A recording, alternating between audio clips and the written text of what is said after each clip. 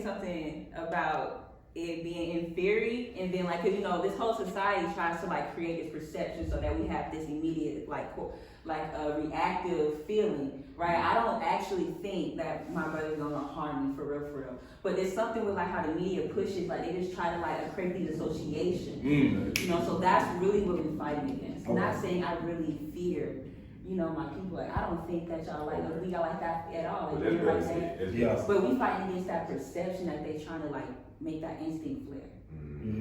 What were you gonna say? I agree with you. Because it is a perspective thing, especially with what yours have been shown in the media. Now to answer your question, like what was my question? Like why I fear the black man or the white man more? In my head, right? I'm a 5'1", 105-pound woman. Anybody who is bigger than me and, you know, presents themselves in some of a threatening way, I'm naturally just hyper aware, especially at night. And I'm gonna be hyper aware against any man.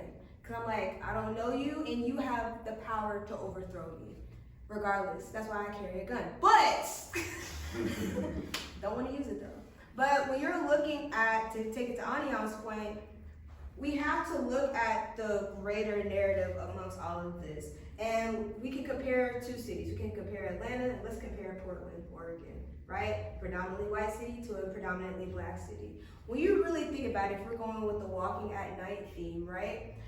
When you are walking at night in Atlanta, like what Anion was saying, you are not really going to see a lot of white people walking at night with you. In Portland, you don't see a lot of white people walking past a certain time at the end of the day anyway. They're usually inside, they're in the bar, doing what have you. They don't walk and hang out in the streets. That's a part of black culture, and there's nothing wrong with that. But that is black culture. You know, congregating, hanging out with people in those streets, gas station, what have you, right? Up in New York, or they have like a bodega, you know, stuff like that, okay? So for someone to say the chances of you getting raped at night by a black man or a white man are higher, depending on, it literally depends on where you are located and where you are at. So no. And that depends on the threat level and what have you.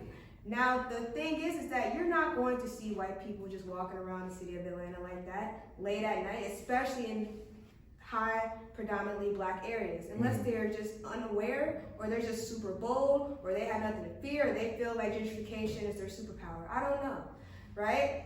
But I feel like if you were to see more of that happening, the attacks, if there are any attacks for black men on black happening to white women, will be just as high. The only reason why it's not as high is because you don't really see them walking around. Same thing that there are a lot of rapes in Portland. Portland is wild. And it's white men raping white women. Look it up. Look it up. Oregon is a mess.